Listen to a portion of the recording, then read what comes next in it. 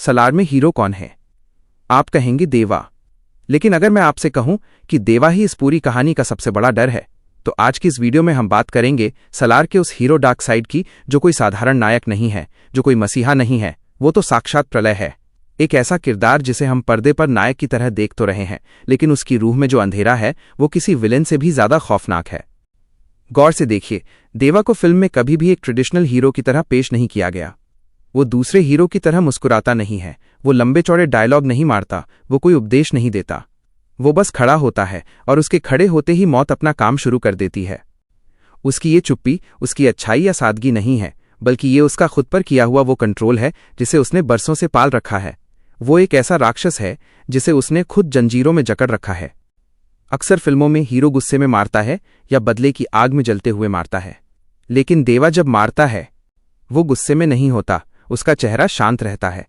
वो बदले के लिए नहीं मारता, उसके लिए ये कोई पर्सनल खुन्नस नहीं है।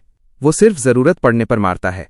जैसे सांस लेना एक जरूरत है, वैसे ही देवा के लिए हिंसा एक जरूरत है। यही बात उसे आम हीरो की भीड़ से अलग और डरावनी बनाती है। वो अपनी हिंसा को जस्टिफाई करने की कोशिश नहीं करता, वो तो उसे नॉर्मलाइज कर देता है। उसके लिए जान लेना महज एक काम है। देवा के चेहरे पर आपको कभी दर्द नहीं दिखेगा, क्योंकि वो दर्द की उस सीमा से बहुत ऊपर उठ चुका है जहां भावनाएं दम तोड़ देती हैं। जहां दूसरे फिल्मों के हीरो मां की ममता के लिए, दोस्त की वफादारी के लिए या अपने प्यार के लिए लड़ते हैं, वहीं देवा सिर्फ अपने राज और अपने अस्तित्व के लिए लड़ता है। उसकी आंखों में कोई नमी नहीं, सिर्फ एक गहरा खालीपन है। और यही भावनाहीन होना उसे सबसे ज्यादा खतरनाक बनाता है, क्योंकि जिस इंसान को खोने का डर न हो, उसे दुनिया की कोई ताकत नहीं रोक सकती। हमें लगता है कि वरदराजा के लिए देवा की वफादारी बहुत प्योर है, लेकिन अगर गहराई से देखें तो वो वफादारी नहीं, बल्कि एक पोजेशन है, एक कब्जा है। उसकी सोच साफ है, ये मेरा राजा है और जो इसे छुएगा वो मरेगा। ये कोई दोस्ती नहीं, बल्कि एक डार्क प्रोटेक्शन है। ये सोच ही देवा को एक डार्क गार्डियन की छवि से निकालकर एक डार्क डिस्ट्रॉयर बना देती है। वो अपने दोस्त को बचाने के लिए पूरी दुनिया को राख करने का दम रखता है, चाहे उसमें निर्दोष ही क्यों न मारे जाएं। क्या आपने कभी सोचा कि देवा खुद राजा क्यों नहीं बनना चाहता? क्योंकि वो अपने अंदर के उस हैवान को पहचानता है।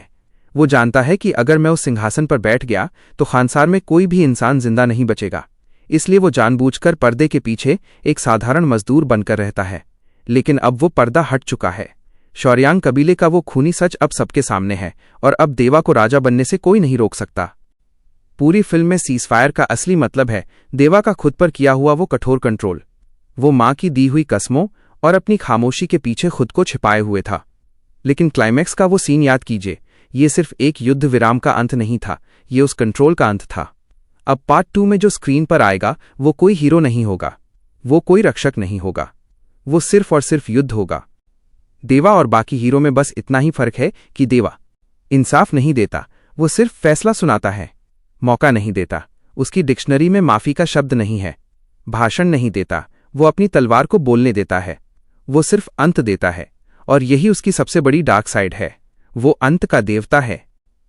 सलार हमें ये सिखाती है कि हर कहानी में एक हीरो होता है जिसे हम पसंद करते हैं, लेकिन कुछ कहानियां ऐसी होती हैं जहां हीरो से ज्यादा खतरनाक इस पूरी दुनिया में कुछ नहीं होता। अगर आपको ये डार्क हीरो और एंटी हीरो सिनेमा का एनालिसिस पसंद आया है तो वीडियो को लाइक जरूर करें, क्योंकि सलार पार्ट 2 में अब देवा नहीं, एक ऐसा खूनी तूफान आने वाला है जो सब कुछ तबाह कर देगा। क्या आप उस तबाही के लिए तैयार हैं? कमेंट्स में बताएं।